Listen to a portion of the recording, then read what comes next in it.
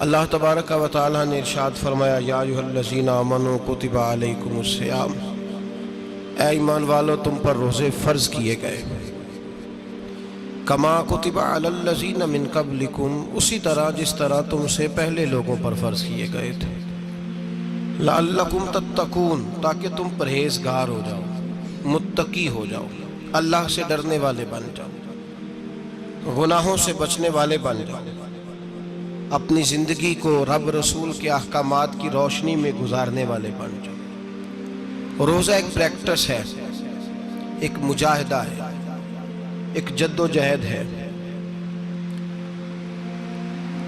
جد و جہد کس چیز کی؟ اللہ کی رضا کے مطابق اپنے آپ کو ڈھالنے کی جد و جہد۔ صوم کا لغوی معنی ہوتا ہے رک جانا۔ حلال رزق سامنے پڑا ہے، حلال مشروب سامنے پڑا ہے، حلال رشتہ بیوی کا موجود ہے، لیکن ان سب چیزوں سے حالت روزہ میں رکنا، اللہ کی رضا کے لیے رکنا، اس کا نام روزہ ہے۔ صوم کا معنی رکنے کے ہیں، پرہیز کرنے کے ہیں، بچنے کے ہیں۔ ہر چیز موجود ہے لیکن اللہ کا حکم نہیں ہے تو لہٰذا کھا نہیں سکتے۔ تو رب فرماتے جب جائز چیزیں تو میری مرضی کے بغیر میرے حکم کے نہیں کھا سکتا، تو نے رکنا ہے تو حرام کیسے کھا لیتا ہے؟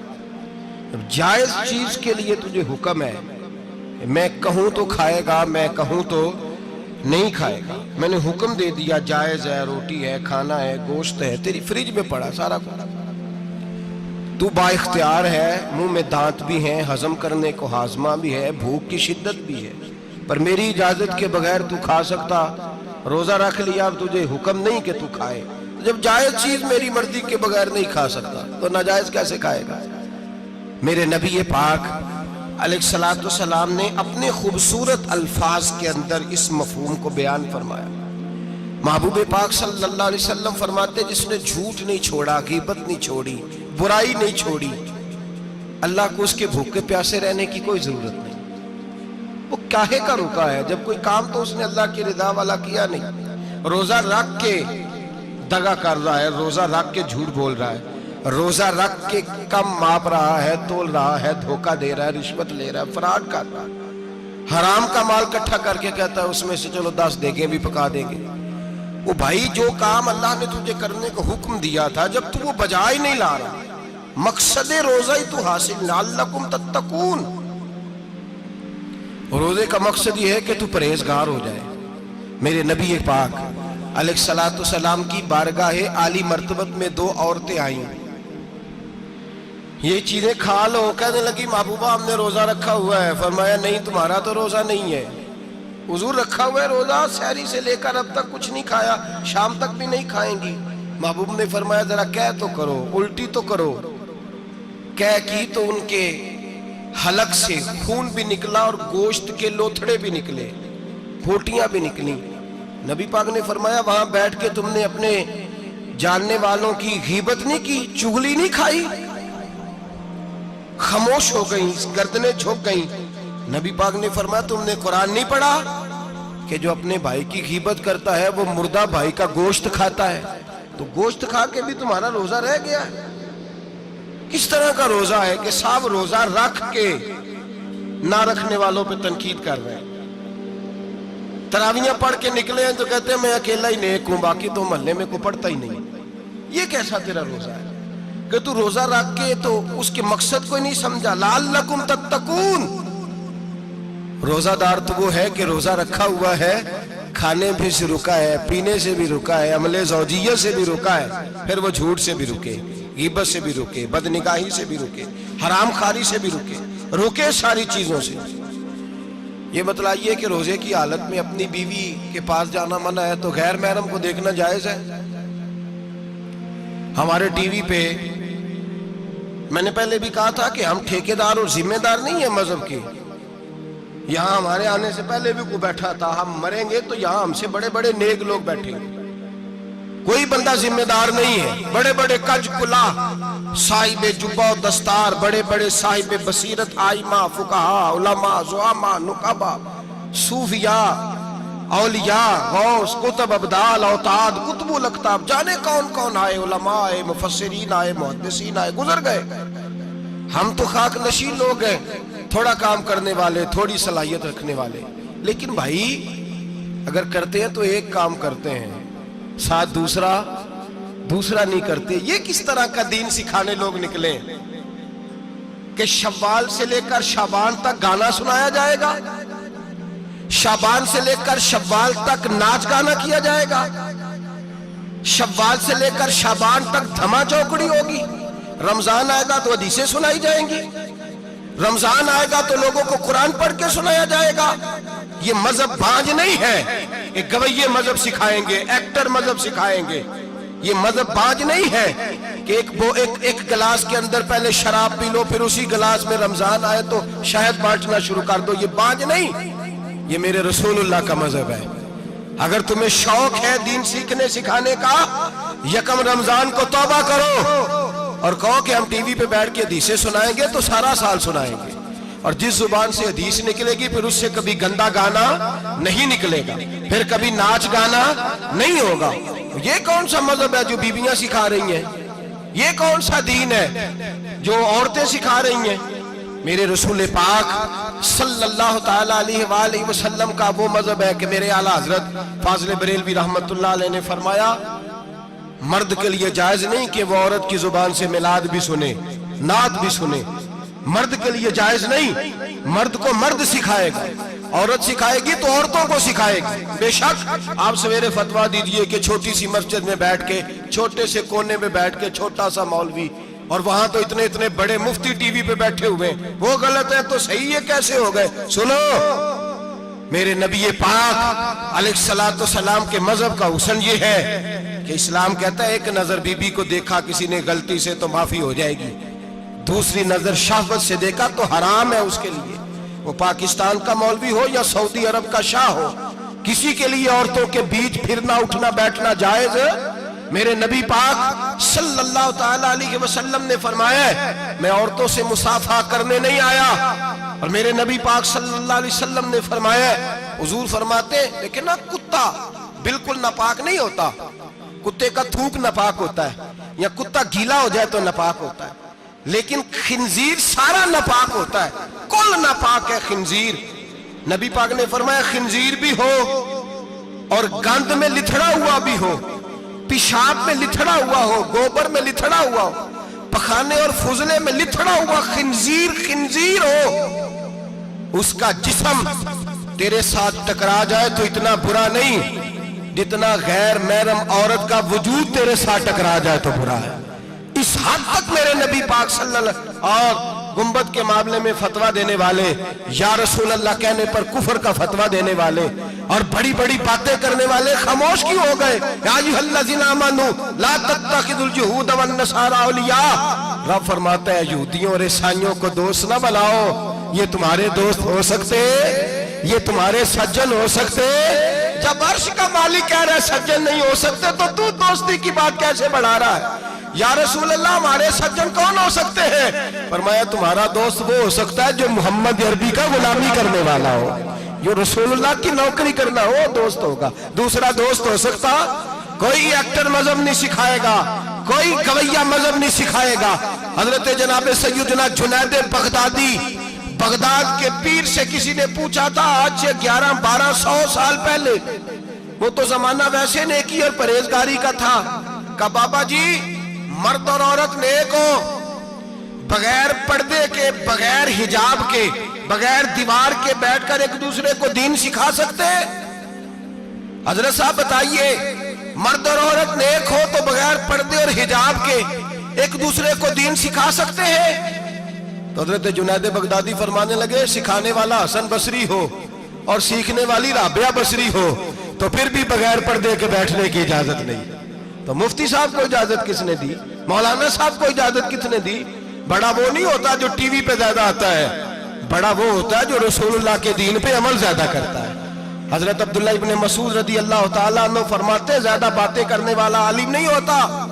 حضور پھر عالم کون ہوتا ہے؟ فرمایا پڑھو قرآن، انما یخشی اللہ من عبادہ العلماء، فرمایا بڑا عالم وہ ہوتا ہے جو اللہ سے زیادہ ڈرتا ہے، اس لیے کہ رب فرماتا ہے میرے بندوں میں سے جو عالم وہ ہیں جو اللہ سے زیادہ ڈرتے ہیں، خوف رکھتے ہیں۔ تو میرے بھائی रमजान मुबारक में बचना है, परहेज का वक्त है, तो कोई शख्स भी कोई शो ना देखे, मेरी मिन्नत है आप हज़रात, कोई शो ना देखे।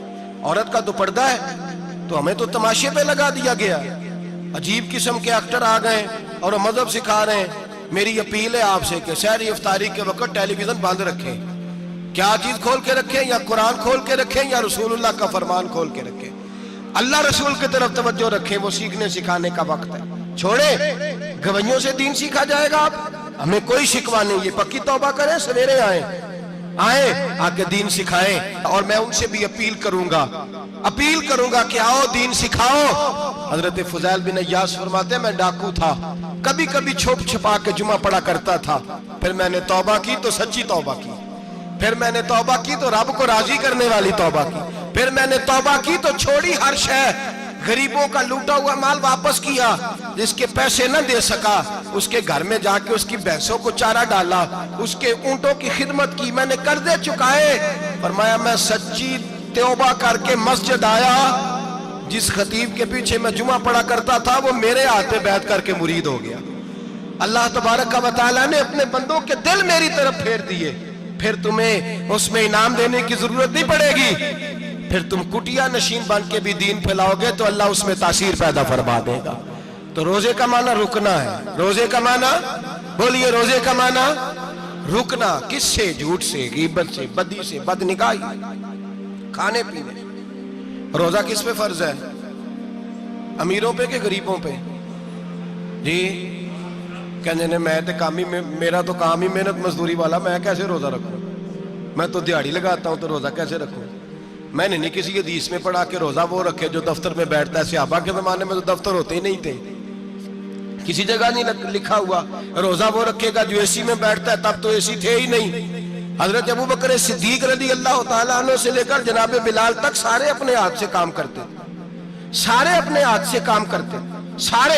हजरत उमर फारूक रज़ी अल्लाह तआला अन्हु खलीफा वक्त होने के बावजूद माले गनीमत के ऊंट चढ़ने जाते थे तो चरागाह में छोड़ने में जाते थे, लेने भी आते थे वापस।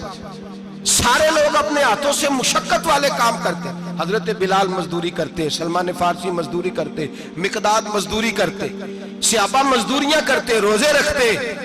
और रमजान के जाने का वक्त होता तो दर रसूल पे खड़े होकर अर्ज करते, महबूबा दिल नहीं भरा, दिल करता है कभी रब सारा साल ही रोजे रखता करे, सारा साल रमजान दे तो हम सारा साल रोजे रखने को तैयार है। जज्बा था, ताकत थी, हिम्मत थी। आज नौजवान लड़का है, कहता है मुझसे भूख बर्दाश्त नहीं होती। मेरे भाई रब बीमारी ला देना, अल्लाह से दुआ मांगे, अल्लाह शिफाए अता फरमाए, और दुआ करें अल्लाह आजमाइश से महफूज फरमाए। आप यकीन करें, मैंने लोगों को देखा है हलक से कतरा नहीं उतरता, खुराक की नाली लगी हुई है, आला ग़िज़ाएं पकी हुई पड़ी है। अर्श का मालिक कहता है मैं तेरे हलक से गुजरने नहीं दूंगा, कानून बन गया।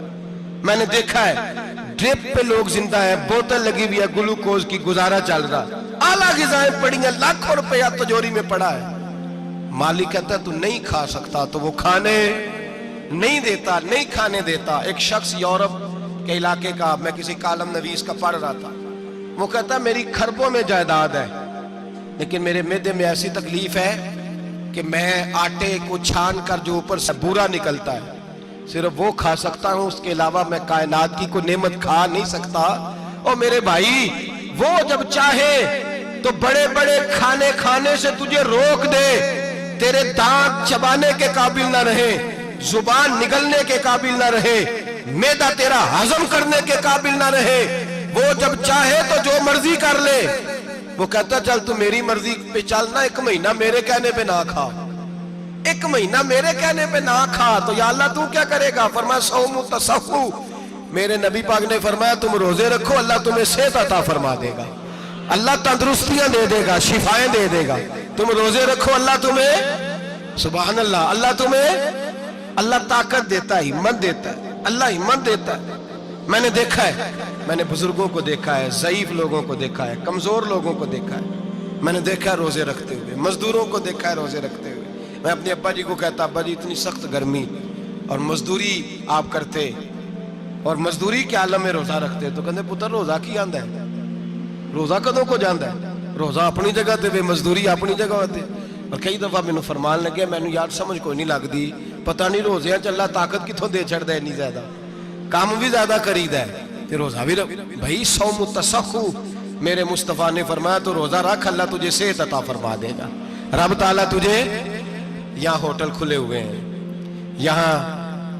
یہاں عجیب حالات ہیں ہوٹل کھلے ہوئے ہیں لوگ بہانے ڈھونڈتے پھرتے ہیں کہتے ہیں کٹ لگ گیا تھا ذرا تھوڑا سا خون نکل آیا سنی پلاس لگائی ہے تو روزہ نہیں رکھا یہ ذرا مجھے تھوڑی دقت ہو گیا تو میں نے روزہ نہیں رکھا کھانسی لگ گئی ہے تو روزہ نہیں رکھا او خدا کے بندے روزہ تو نعمت ہے اور سبحان اللہ میرے نبی پاک نے فرمایا لکل شیء زکات و زکات الجسد الصوم فرمایا ہر شے کی زکات ہوتی ہے وجود کی زکات روزہ ہے روزے رکھو جسم کی زکات نکل جائے گی فاقہ کرنا بھی میرے نبی پاک کی سنت ہے مسواک کرنا بھی سنت ہے اور فاقہ کرنا بھی مسواک والی سنت زیادہ اپناتے ہیں لوگ فاقہ کرنا بھی نبی پاک کی سنت ہے ایک صاحب مجھے کہنے لگے جناب بیٹھ کے کھانا حضور کی سنت ہے میں نے کہا کبھی کبھی نہ کھانا بھی نبی پاک کی سنت ہے نہ کھانا بھی حضور کی سنت ہے اور ہمارے فقہاء نے لکھا ہے جو روٹی زیادہ کھاتا ہے اس میں دو باتیں پیدا ہو جاتی ہیں کیا کیا ایک بولتا زیادہ ہے دوسرا سوتا زیادہ ہے غافل ہو جاتا ہے فقہ اور حکیم اطباء ڈاکٹر کہتے ہیں کہ پیٹ خالی رہے نا جس آدمی کا اس کا حافظہ مضبوط ہوتا ہے اس کے ذہن کی گرہ کھلتی ہے زیادہ کھانے سے تو خماری چڑھتی ہے دماغ ڈھونڈتے پھرنا روٹی کدھر سے آج اچھی ہے گھر میں نہیں پکی تو ہوٹل چلے جانا کھانے کے سوا اور کام ہی کوئی نہیں او صاحب میرے نبی پاک علیہ السلام نے فرمایا کافر 7 آنتوں سے کھاتا ہے 7 آنتوں سے اور فرمایا میرا مومن 1 آنت سے کھاتا ہے اس کے وجود میں کھانے والی 1 آنت ہے کافر 7 آنتوں سے کھاتا ہے فاقہ کشی سے نورانیت پیدا ہوتا ہے کم کھانا دیکھیں نا نبی پاک صلی اللہ علیہ وسلم نے اللہ سے فاقہ مانگ کے لیا ہے یا اللہ 1 وقت روٹی دے 1 وقت کا فاقہ دے مانگ کے لیا ہے نبی پاک مانگ کے حضرت ابو ہریرہ رضی اللہ تعالیٰ عنہ فرماتے ہیں بھوک زیادہ لگتی تھی نا جب مجھے تو میں حضرت عمر سے ابو بکر سے عثمان مولا علی سے کوئی مسئلہ پوچھ لیتا تھا اور جب میں مسئلہ پوچھتا تھا تو وہ مجھے روٹی کھلا دیتے تھے جب میں ان سے مسئلہ پوچھتا تو وہ مجھے حضرت ابو ہریرہ فرماتے ہیں مجھے بھوک لگی میں حضرت عمر کے پاس گیا ان سے مسئلہ پوچھا ان کا رواج تھا جب میں مسئلہ پوچھتا تو پہلے روٹی کھلاتے ہمارے بزرگ یہ فرماتے ہیں کہ کھانے کھلا کے دین پڑھاؤ صرف تمہارا کتب خانہ نہیں کھلا ہونا چاہیے تمہارا دسترخوان بھی کھلا ہونا چاہیے کسی نے نبی پاک صلی اللہ علیہ وسلم سے پوچھا تھا بہترین مسلمان کون ہے حضور نے فرمایا جو سلام لینے میں پہل کرے اور روٹی زیادہ کھلائے جو روٹی ہر وقت فکر کرے یار تو روٹی کھا لے روٹی کھانے کی طرف توجہ دلائے کھلانا سنت ہے زیادہ کھانا اس میں بھی فرق رکھیں تو نبی پاک صلی اللہ علیہ وسلم کے صحابی حضرت ابو ہریرہ رضی اللہ تعالیٰ عنہ فرماتے ہیں میں نے حضرت عمر سے مسئلہ پوچھا میں نے کہا حضور مسئلہ بتائیں تو کہتے پہلے ان کی عادت تھی جب میں مسئلہ پوچھتا تو روٹی بھی کھلاتے آج انہوں نے مسئلہ ہی بتایا ہے روٹی کوئی نہیں کھلائی تو مجھے کہنے لگے ابو ہریرہ تو سوچتا ہوگا روٹی نہیں اس نے پوچھی تو نے کب سے کھانا نہیں کھایا میں نے کہا صبح سے تو جناب عمر کہنے لگے میں نے کل صبح سے نہیں کھایا چل ابو بکر صدیق کے گھر مسئلہ پوچھتے ہیں کہتے جناب صدیق اکبر کے دروازے پہ گئے جا کر کے ان سے مسئلہ پوچھا ان کی بھی عادت تھی جب کوئی مسئلہ پوچھنے جاتے تو دسترخوان بچھا لیتے کہتے آؤ روٹی بھی کھلاتا ہوں مسئلے بھی بتاتا ہوں کہتے ہیں گئے تو انہوں نے بھی مسئلہ بتایا روٹی کوئی نہ پوچھی تو کہنے لگے عمر ابو ہریرہ تم لوگوں نے کل پرسوں سے نہیں نہ کھایا ہوگا اور ابو بکر کو 4 دن گزر گئے ہیں تھوڑا سا دودھ ملا ہے یا کھجور ملی ہے روٹی کوئی نہیں ملی چلو در رسول پہ چلتے آؤ حضور کی بارگاہ کہتے ہیں نبی پاک کی بارگاہ میں آئے حضور نے چہرے دیکھے کریم سے مسئلہ نہیں پوچھنا پڑا میرے مصطفیٰ کریم نے فرمایا بھوک لگی ہوئی ہے تم تینوں کو 3-4 دن ہو گئے اللہ کے رسول نے فرمایا مجھے پورا ہفتہ ہو گیا ہے سبب کچھ اور ہے جس کو تو خود سمجھتا ہے زوال بندہ مومن کا بے زری سے نہیں بھوک نقصان کا وجہ نہیں بنی وجہ کوئی اور بنی ہے رشوتیں جو بازار گرم ہوئے ہیں لوٹ مار کے یہ روٹی کے لیے نہیں یہ زیادہ کھانے کے لیے یہ بینک بیلنس کے لیے گرم ہے یہ لوٹ مار کا مقصد کوٹھیاں بنانا ہے روٹی کا تو رب کریم کا وعدہ ہے جو روز روتا ہے شام کو کہ میرا کاروبار کوئی نہیں اصل میں کہتا ہے بنگلہ کوئی نہیں اصل میں کہتا ہے کار کوئی نہیں پجاروں کوئی نہیں روٹی تو اللہ عطا فرماتا ہے اس کا وعدہ ہے فرمایا حضور نے 3 دن بیت گئے، چلو میرا بے تکلف صحابی ہے ابو الحسن انصاری، وہ بڑے نصیب والے ہوتے ہیں جن کو میرے نبی پاک خود کہتے تھے کہ تیری فلانی ذمہ داری ہے۔ اس زمانے کا تو کسی کو کہہ دیا جائے یہ تیری ذمہ داری ہے تو کہتا ہے یہ تو پھٹیکے ڈالنے لگ گئے، یہاں سے تو چھٹی کر جانی چاہیے۔ خوش ہوتے تھے صحابہ کہ ہماری ذمہ داری لگی۔ کہتے ہیں حضرت ابو الحسن انصاری کے گھر گئے، نبی پاک نے فرمایا بھوک بڑی لگی ہے کھانا لا۔ کہتے ہیں حضور نے اسے کہا تو اس آدمی کو تو وجد ہی ہو گیا، اس نے کہا میرے اتنے نصیب کہ حضور کا یہ کھانا کھلا۔ آؤ دیکھو دنیا والوں، آج جو سب سے زیادہ عزت والا ہے وہ میرا مہمان بنا ہوا ہے۔ فرماتے ہیں وہ دوڑے گئے، بکری اٹھائی، ذبح کی، بیوی کو کہنے لگے روٹی تیار کر، ادھر کھجوریں توڑی، انگور توڑے، کہنے لگے حضور آپ جب تک تناول کریں تب تک کھانا پک جاتا ہے۔ حضرت عمر کہتے ہیں روٹی پک کے آئی، بڑا پیارا گوشت، بڑا اچھا سالن، بڑا خوبصورت خلوص والا کھانا۔ فرماتے ہیں میں نے بڑا ہی کھایا۔ نبی پاک نے نہ ایک روٹی لی اور چھوٹی چپاتی، تھوڑا تھوڑا سالن کونوں سے، اور جب نبی پاک نے کھا لیا تو حضور کی آنکھوں میں آنسو آئے۔ حضرت عمر کہنے لگے حضور روئے کیوں؟ نبی پاک نے فرمایا سوچتا ہوں 7 دن کے فاقے کے بعد کھایا ہے، پر ڈرتا ہوں رب اس کا حساب پوچھے گا تو جواب کیسے دینا ہے، اس کا حساب بھی تو دینا ہے نا جو کھایا ہے۔ تو حضرت عمر فاروق کے ہاتھ میں کچھ چیز تھی، زور سے زمین پہ ماری، کہا محبوبہ 7 دن کے بعد بھی روٹی کھائے تو حساب دینا ہے۔ نبی پاک فرمانے لگے عمر وہ مالک ہے نا، تو جب دیتا ہے تو حساب نہیں لے سکتا، حساب تو دینا ہے، حساب تو دینا ہے، تیاری رکھو۔ صحابہ کرام فرماتے ہم نے ارادہ کیا کہ آج کے بعد ہم پھر فاقے کریں گے، کم کھائیں گے، اس لیے کہ حساب دینا ہے۔ میرے بھائی وہ فاقہ کشی کرتے تھے، ڈرتے تھے۔ یہاں تو لوگ کھا کے بیمار ہیں، کھاتے جا رہے ہیں، سوتے جا رہے ہیں، کھاتے جا رہے ہیں، سوتے جا رہے ہیں۔ یہ بھی وقت آئے گا رمضان شریف کا، سویرے درس پہ آؤ کہتے نیند بڑی آتی ہے، سویرے 2 سپارے پڑھ کے سویا کرو کہتے صاحب نیند بڑی آتی ہے، فجر کے بعد جو تو وقت ہوتا ہے اللہ اللہ کرنے کا، سحری کا، کھاتے جا رہے ہیں، سوتے۔ لوگ جماعت سے نماز نہیں پڑھتے سو جاتے، جماعت کا ثواب چھوڑ کے سو جائیں گے۔ بھائی رمضان مبارک میں فاقہ کشی کی ٹریننگ ہوتی ہے، فاقہ کشی کی تربیت لے، رمضان میں روکے اپنے آپ کو، تربیت ہوگی۔ اور ہمارے صوفیاء فرماتے ہیں جو زیادہ کھاتا ہے اس کا نفس اس کو زیادہ پہ مائل کرتا ہے، خواہشات نفس پیدا ہوتی ہیں۔ میرے نبی پاک علیہ السلام نے جوانوں کو حکم دیا ہے یا معاشر الشباب، او جوانوں، یا رسول اللہ کیا حکم ہے؟ فرمایا یا نکاح کر لو اگر طاقت ہے، نہیں طاقت تو روزے رکھو۔ حضور روزے سے کیا ہوگا؟ فرمایا تمہارا نفس کچلا جائے گا، شیطان وسوسہ اندوزی نہیں کرے گا۔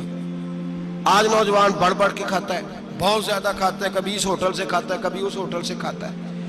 اتنا زیادہ کھائیں گے تو نفسانی قوتیں اچھل کر کے آئیں گے، مشکل ہو جائے۔ شادیاں دیر سے ہوتی ہیں، ماں باپ آنکھیں بند کر کے بیٹھے ہوئے ہیں۔ اگر ماں باپ کی ذمہ داری ہو اور ماں باپ نکاح نہ کرے تو نبی پاک نے فرمایا بچے گناہ کریں گے تو جتنا گناہ بچے کو اتنا باپ کو بھی ہوگا۔ تو ماں باپ چپ ہے، دوسرا شادی مشکل بڑی ہے، مہنگی بڑی، اور تیسرا نہیں کر رہے کچھ لوگ تو روزے بھی نہیں رکھ رہے۔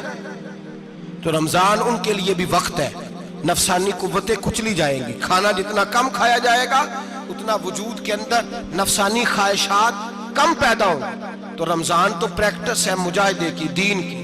اور دوسرا میرے حبیب پاک صلی اللہ علیہ وسلم نے فرمایا ہے، حضور فرماتے ہیں کہ رمضان اور قرآن کا آپس میں رشتہ ہے۔ قرآن پاک کتنا پڑھنا چاہیے روزانہ؟ زیادہ سے اللہ جزا دے، امید ہے آپ زیادہ سے زیادہ ہی پڑھتے ہوں گے۔ بھائی سنیں، حدیث مبارکہ میں نبی پاک نے فرمایا رمضان اور قرآن دونوں مل کے نا، بڑی پیاری حدیث ہے، فرمایا دونوں مل کے اللہ کی بارگاہ میں میری امت کی سفارش کریں گے، رمضان اور اللہ اکبر۔ کس طرح؟ نبی پاک فرماتے ہیں رمضان کہے گا اے اللہ دن کے وقت میں نے اسے تیری رضا کے لیے کھانے پینے سے باز رکھا، اور قرآن کہے گا یا اللہ رات کو تیری رضا کے لیے کھڑا ہو کے یہ قرآن سنتا تھا۔ رمضان اور قرآن دونوں سفارش کریں گے۔ ہم نا بڑا کچھ پڑھتے ہیں، سنتے ہیں، سیکھتے ہیں، اب یقین کریں یہ کھاتے بھائی کا بھائی سے اختلاف ہو جائے نا تو وہ 30 سال پرانے کھاتے کھول کے لے آتا ہے، ساری رات ڈھونڈتا ہے کہ میرے پیسے کہاں سے نکلتے ہیں، پڑھ لیتا ہے۔ قرآن پاک کی باری آتی ہے تو نہیں پڑھتے قرآن پاک۔ अब्बा जी का ख़त्म होता है तो मांगते फिरते हैं, कहते हैं 2 कुरान पाक 10 कुरान पाक। ये बातें बतानी नहीं चाहिए, करनी नहीं चाहिए, लेकिन चूँकि तरबियत के लिए बैठा हूँ तो कर देता हूँ। मेरे शागिर्दों से पूछें, यहाँ मदरसा है अल्हम्दुलिल्लाह, दर्जनों तलबा हैं, असातिज़ा है, मेरे पीर भाई हैं, और मेरा ये दावा है कि शायद कोई किसी से इतना प्यार करता हो जितने मेरे शागिर्द और मुरीद मुझसे करते हैं। लेकिन मैंने कभी किसी से नहीं कहा कि ज़रा सूरत फातिहा पढ़ के देना, मैंने अपने अब्बा जी को सवाब देना है। पूछ लें किसी से, किसी से नहीं कभी कहा, कभी नहीं मैंने कहा कि ज़रा मुझे थोड़ा सा कुरान पढ़ दें। मैं इसको नाजायज़ नहीं कहता, पढ़वाना चाहिए, लेकिन मैं अपने वालिदैन के लिए कभी सवाल नहीं करता कि मुझे ज़रा पढ़ के दो, मैंने बख्शना है, इसलिए कि मैंने ज़ाती तौर पर रूटीन बनाई है। मैं समझता हूँ कि कायनात के अंदर मेरे ऊपर जिन लोगों ने एहसान किए उनमें सबसे ज्यादा हिस्सा मेरे माँ बाप का है। मैं समझता हूँ इस बात, कितना नालायक हूं मैं कि मैं 1 महीने में एक कुरान पाक भी पढ़ के उनकी रूह को एहसास नहीं कर सकता। मेरा ये तरीका है जाती, मैं कदगन नहीं लगाता, मेरा जाती तरीका ये, अलहम्द से शुरू करो और 2 सूरतें छोड़ के कुरान पाक खत्म कर दो आखिरी, और फिर फलक और नास सूरतें साथ ले जाओ। यहां बैठ के साले सवाब नहीं करना, खत्म नहीं दिलाना, साथ ले जाओ, कब्र पे खड़े हो जाओ और फलक और नास सूरतें कब्र पे बैठ के तिलावत करो, और जो कुरान मजीद पढ़ा है उनकी रूह को वहां इसाल करो। ओ भाई, औलाद जब माँ बाप के लिए पढ़ती है तो उसे कहना नहीं पड़ता अल्लाह बख्श दे, इसलिए कि औलाद की नेकियां खुद ब खुद माँ बाप के खाते में जमा होती हैं, खुद नेकियां जमा होती हैं। मेरे भाई, तू बच्चों से ये तो मुतालबा करता है कि बेटा इस साल रमजान मुबारक में मेरे लिए सत्तू जरूर बनाना, फलानी चटनी जरूर तैयार करना, ये क्यों नहीं कहता बीवी से कि डिशे कम बनाना? तू भी बैठ के कुरान पाक पढ़, मैं भी कुरान पाक पढ़ता हूँ। इधर आओ बेटा, यहाँ बैठ के तिलावत करो, मैं भी करता हूँ। बेटी इधर आओ, बैठ के कुरान पाक पढ़ो। कितना वक्त लगता है? हाफिज और कारी और उलमा अगर पढ़े तो 20-25 मिनट लगते हैं कुरान पाक का सिपारा पढ़ने, और अटक अटक के पढ़ने वाला भी पढ़े तो 1 घंटा लग जाएगा। और मेरे नबी पाक सल्लल्लाहु अलैहि वसल्लम ने फरमाया, जो कुरान पढ़ते हुए अटकता है अल्लाह उसे डबल सवाब अता फरमाता है। फरमाया जो जुबानी पढ़े सिंगल सवाब, जो देख के पढ़े उसे डबल सवाब। हुजूर क्यों? फरमाया इसलिए कि मेरा कुरान देखने पे भी अल्लाह सवाब अता फरमाता है, कुरान देखने पे भी अल्लाह सवाब देता है, देखने का भी सवाब। रमजान शरीफ में कुरान पाक पढ़े, खोल के पढ़े। और मेरे भाई, अगर तेरा बच्चा पढ़े, अगर तेरी बेटी पढ़े, कायनात का खुशनसीब बाप वो है कि बेटा कुरान पढ़े, चाहे नाजरा ही पढ़े। जिसकी बेटी पढ़े, जिंदगी में इन्हें इस काम पे लगा जाओ, मरने के बाद भी पढ़ेंगे। इमाम जलालुद्दीन सुयूती शाफई रहमतुल्लाह अलैह फरमाते, हजरत ईसा कब्र के पास से गुजरे, कब्र पे अजाब हो रहा था, अल्लाह का गजब बरस रहा था। जनाब ईसा इस्तिगफार पढ़ते डरते गुजर गए। थोड़ी देर के बाद, चंद घंटों के बाद गुजरे तो उसी कब्र पे फूल खिले हुए थे, रहमत बरस रही थी। हजरत ईसा अलैहिस्सलाम अर्ज करने लगे, मौला तू बेनियाज है, मेरी ताकत नहीं तेरे कामों में बोलने की, पर अभी तो यहाँ अजाब हो रहा था, अभी रहमत बरस रही है। जनाब ईसा कहते हैं, आवाज़े खुदाबंदी आई, ईसा बंदा बड़ा गुनाहगार था, पापी था, मुजरम था, खताकार था, लेकिन जब इसका इंतकाल हुआ, इसकी बीवी हामला थी, उसके पेट में बच्चा था, बच्चा इसके इंतकाल के बाद पैदा हुआ। आज वो 4-4.5 साल का हुआ है, मकतब में गया है, मदरसा में गया है, उस्ताद ने बिस्मिल्लाह शरीफ पढ़ाई है। फरमाया उसने तोतली जुबान से कहा है बिस्मिल्लाहिर्रहमानिर्रहीम का, ऐसा मुझे बतला इस जमीन पर वो मासूम जिसे अभी रहमान और रहीम कहना नहीं आता, वो तोतली जुबान से मुझे रहमान और रहीम कहे और मैं उसी जमीन पे उसके बाप को अजाब दूं।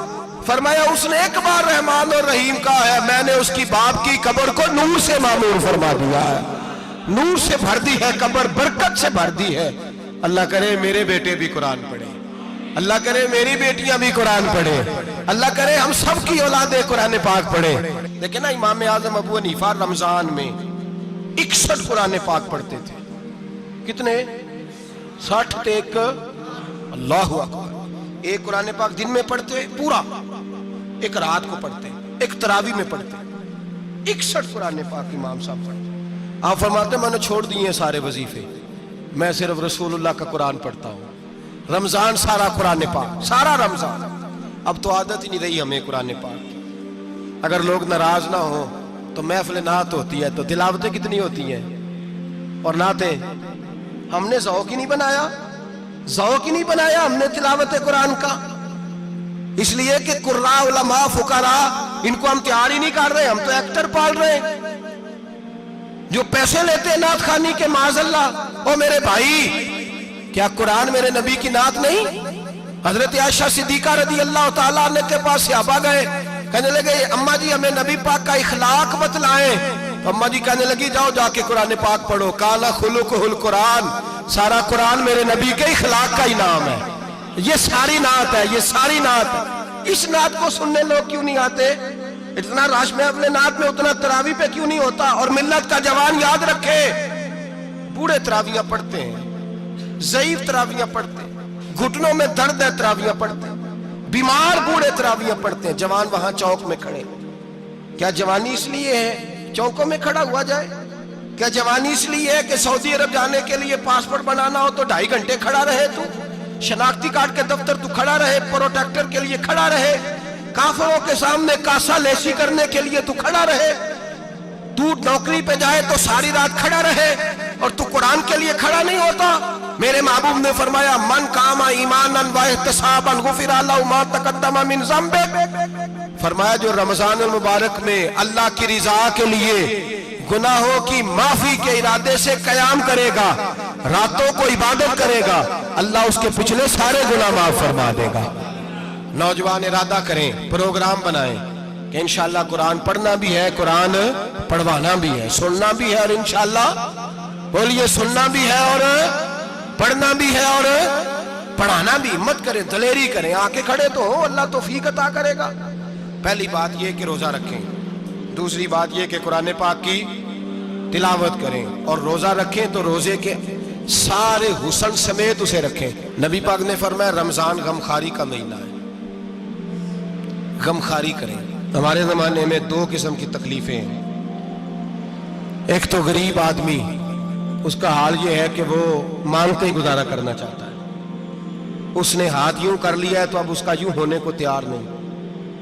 ضرورت اگر کسی آدمی کو کسی دروازے پہ لے جاتی ہے تو برا نہیں, لیکن سوال کا اپنے اوپر دروازہ کھول لینا یہ ٹھیک نہیں. فاقہ کشی پیدا کریں, حوصلہ پیدا کریں, تھوڑے پہ گزارا کرنا سیکھیں. غریبوں کو بھی اجازت نہیں کہ وہ نکل کھڑے ہوں میدان میں مانگنے کے لیے. ٹولیاں نکلتی ہیں رمضان میں, جتھے نکلتے ہیں خیرات کٹھی کرنے والے. بچیں. میرے نبی پاک صلی اللہ علیہ وسلم نے فرمایا جس نے بغیر ضرورت کے سوال کیا, جب قیامت کے دن آئے گا تو اس کے چہرے کے اوپر گوشت نہیں ہوگا, صرف ڈھانچہ ہی ہوگا. اتنی بھیانک صورت میں آئے, بغیر اشد ضرورت کے سوال نہ کر, کبھی سوال نہ کر. اور امیروں سے گزارش ہے کہ رمضان ہمدردی کا مہینہ ہے, ہمدردی کریں تو سامنے والے کی عزت کا بھی خیال کریں. یہ بات درست ہے کہ غریب سیاںا نہیں ہوتا, اس لیے کہ جس کی جیب میں پیسے نہیں ہوتے بھائی اسے عقل بھی نہیں ہوتی. جس کے گھر کار نہیں ہوتی اسے چلانے کا طریقہ, جس کے گھر اوون نہیں ہوتا اسے چلانے کا طریقہ بھی نہیں آتا. جس کے گھر میں چیزیں ہوتی ہیں اسے چلانا بھی آ جاتا ہے. جدے گھر دانے اودے کملے بھی اس کے سیانے ہو جاتے ہیں. تو چودھری صاحب, سیٹھ صاحب, نواب صاحب آٹا تقسیم کرتے ہیں, کھڑے ہو کے فوٹو کھچاتے ہیں, فیس بک پہ دیتے ہیں, اور ایک آٹے کا تھیلا اور 10 اخباروں میں فوٹو. اللہ سے ڈریں, رمضان ہمدردی کا مہینہ, ہمدردی کا. غریب کو دیں تو اس کی عزت کو رسوا نہ کریں. میرے نبی پاک علیہ السلام کے صحابی حضرت عبداللہ ابن عمر رضی اللہ تعالیٰ عنہ ڈھونڈ کے لاتے تھے مسکینوں کو, ڈھونڈ کے, اور جب لاتے تھے تو اپنے دسترخوان پر بٹھا کر اپنے ساتھ افطاری کرایا کرتے. اور پھر فرمایا اللہ تعالیٰ نے لن تنالوا البر حتی تنفقوا مما تحبون, اللہ کے راستے میں وہ چیز دینی ہے جو تمہیں زیادہ پیاری ہو. کون سی چیز جو تمہیں, میں تھوڑا سا بے باک ہوں, بعض دوستوں کے ساتھ, سب کے ساتھ نہیں. ایک دوست مدرسے میں گھی دینے آئے ایک دفعہ, تو وہ والا گھی دے گئے جو سب سے سستا تھا. تو میں نے کہا مجھے دیانتداری سے بتائے, آپ یہی کھاتے ہیں گھر میں؟ کہنے لگے نہیں. تو میں نے کہا پھر ہم نے بچے مارنے کے لیے تو نہیں نہ رکھے ہوئے, کیا وہ والا گھی اللہ کے راستے میں پیاری چیز دے رہی ہے نا, اس لیے گلے گلے نوٹ لوگ مسجد کے گلے میں ڈال جاتے ہیں, پھٹے ہوئے ڈال جاتے ہیں, کہتے ہیں جوڑ لیں گے مولوی صاحب. اور خدا کے بندے پیاری چیز دینی تھی تو نے, اور تو نے اس کا ترجمہ الٹ کر لیا ہے. سمجھ لیں رمضان المبارک میں کسی غریب کی مدد کرنی ہے تو ساتھ اس کی عزت بھی کرنی ہے۔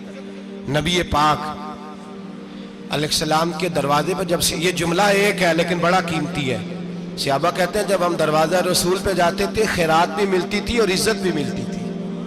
خود بھیک دیں خود ہی کہیں منگتے کا بھلا ہو، خیرات بھی ملتی تھی اور عزت بھی ملتی تھی۔ نبی پاک ساتھ عزت بھی دیتے تھے، مسکین کو غریب کو دیں اور خیر خائی کریں۔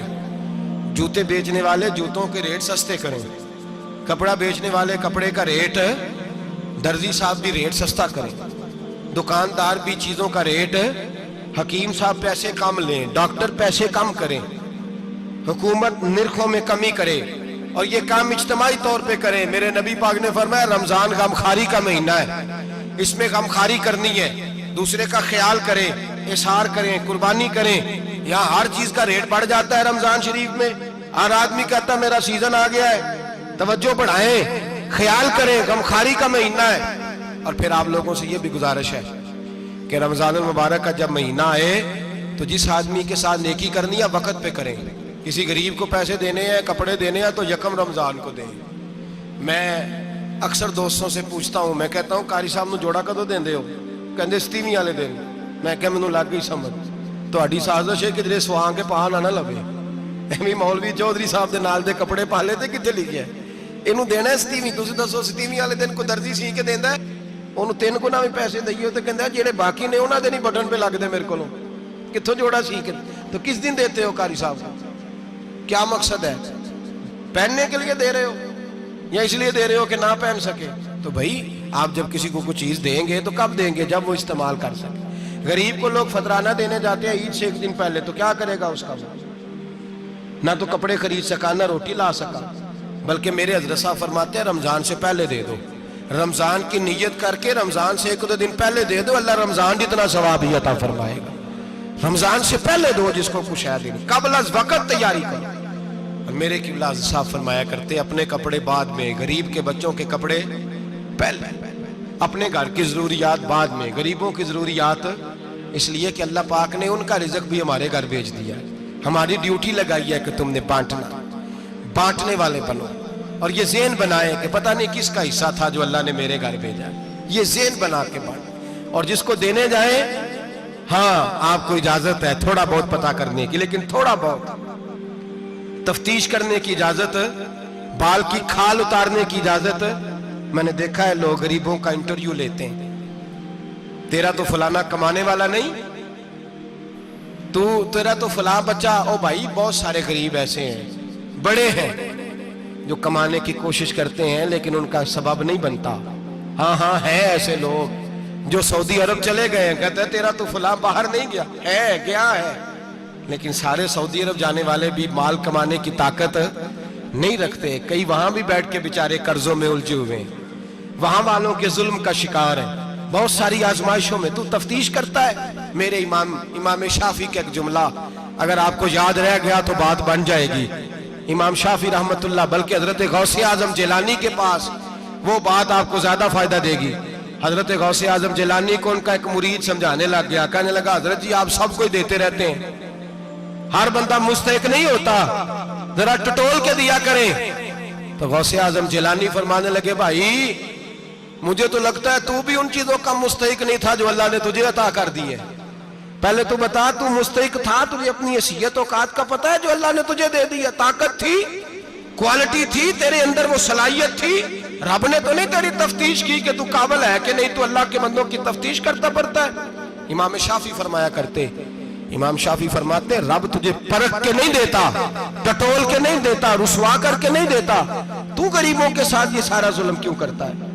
بس پتہ چل گیا وہ ضرورت مند ہے تو دے، اس لیے کہ اجر تجھے غریب نے نہیں دینا، اجر اللہ نے دینا ہے، اور اللہ اجر عمل پہ نہیں دیتا، اللہ تو نیت پہ اجر عطا فرماتا ہے۔ تو نیت دیکھ تیری کس طرح کی۔ تو میرے بھائی غریب کو دیں، قبل از وقت دیں۔ رمضان مبارک میں چوتھا کام، بات آخری اور چوتھا کام سنیں، رمضان میں دین سیکھیں۔ شیطان قید ہوتا ہے زیادہ سے زیادہ، اور جب آدمیوں کا پیٹ خالی ہوتا ہے نا تو ذہن جو ہوتا ہے نا وہ بھی اس کا فریش ہوتا ہے، اس میں کوشش کریں دین سیکھنے کی۔ میرے نبی کریم صلی اللہ علیہ وسلم نے اس دین کو علم کا دین قرار دیا ہے، شعور کا دین قرار دیا ہے، فہم کا دین قرار دیا ہے۔ نبی پاک صلی اللہ علیہ وسلم نے فرمایا ایک عبادت کرنے والا عشاء کے بعد کھڑا ہو اور فجر تک نماز پڑھتا رہے، ایک عالم دین عشاء پڑھ کے سو جائے اٹھ کے فجر پڑھ لے تو وہ 70 عبادت کرنے والوں کا درجہ زیادہ نہیں، عالم کا درجہ پھر بھی زیادہ ہے، اس عالم دین کا درجہ زیادہ ہے، اس لیے کہ وہ لوگوں کو آگاہی دیتا ہے، شعور بخشتا ہے۔ یہ دین جو ہے یہ، اور نبی پاک صلی اللہ علیہ وسلم نے فرمایا عبادت کرنے والے پر عالم کا درجہ اتنا ہی زیادہ ہے جتنا میرا درجہ اپنے غلاموں پر زیادہ ہے۔ عالم کو حضور نے اتنا بڑا مقام دیا، دین سیکھیں، شعور حاصل کریں، یہ فقاہت کا دین ہے، شعور حاصل کرنے کا دین ہے۔ اور نبی پاک صلی اللہ علیہ وسلم نے فرمایا دین کی ایک بات سیکھ لینا 1000 نفل پڑھنے سے زیادہ درجہ رکھتی ہے، دین کی ایک بات سیکھ لینا 1000 جنازے میں شرکت سے زیادہ درجہ رکھتی ہے، دین کی ایک بات سیکھ لینا، میرے نبی پاک صلی اللہ تعالیٰ علیہ وسلم ارشاد فرماتے 1000 مریض کی عیادت کرنے سے زیادہ درجہ رکھتی ہے۔ فرمایا جس نے رات کے ایک لمحے میں دین کی ایک بات سیکھی اللہ اسے ساری رات عبادت کرنے سے زیادہ ثواب عطا فرمائے گا۔ میرے ارشاد فرمایا کرتے جب سیکھنے والے کو یہ ثواب ملے گا تو بتائیے سکھانے والے کو کتنا ثواب ملے، اسے اللہ کتنا درجہ۔ رمضان آ رہا ہے، شیطان قید ہے، دین پھیلانے کی کوشش کریں، جد و جہد کریں۔ بڑی نیند آتی ہے فجر پڑھ کے، لیکن اگر کسی کا ارادہ بن جائے کہ دین سیکھنا بھی ہے اور دین بچوں کو، تو پھر کوئی نیند غلبہ۔ ایک مثال ایک عالم نے سمجھائی، کوئی بزرگ تھے درویش عالم، ان کے پاس ایک عورت آئی، کہنے لگی میں بچوں کو سویرے بڑا جگاتی ہوں، بچے جاگتے نہیں نماز کے لیے۔ بڑا عجیب جواب دیا بزرگوں نے، درویش نے، عالم نے، کہنے لگے بی بی کیوں نہیں جاگتے، جگایا کر، بیدار کیا کر، اٹھایا کر۔ کہنے لگی بڑی جدوجہد کرتی ہوں، اٹھتے نہیں، بیدار نہیں ہوتے۔ اللہ والے تھے نا۔ کہنے لگے یہ بتا اگر اس کمرے میں آگ لگ جائے تو پھر بچوں کو کیسے بیدار کرے گی، آگ سے بچانے کے لیے کیا کرے گی؟ پھر تو بالوں سے پکڑ بھی گھسیٹنا پڑا تو گھسیٹ کے کمرے سے لاؤں گی، پھر تو چوٹیں لگتی ہیں تو لگ جائے، پھر میں پرواہ نہیں کروں گی۔ آپ فرمانے لگے یوں سمجھ لے جہنم کی آگ جل رہی ہے، اگر تیرے بچے نے نماز نہ پڑھی تو آگ لگ جائے گی، اگر اس نے عبادت نہ کی تو اسے آگ، اب جیسے بھی تجھے اٹھانا پڑتا ہے اٹھا گھسیٹ کے باہر لا، لیکن اس کی نماز قضا۔ نیند بڑی آ رہی ہے سویرے، لیکن اگر دین نہ سیکھا تو مشکل ہو جائے گی۔ جیسے بھی اپنے آپ کو جگانا چاہیے، ہمت کرنی چاہیے، دلیری کرنی چاہیے۔ ہمیشہ مدحت خیر الانام میں گزرے، دعا ہے یہ عمر درود و سلام میں گزرے۔ آخر دعوانا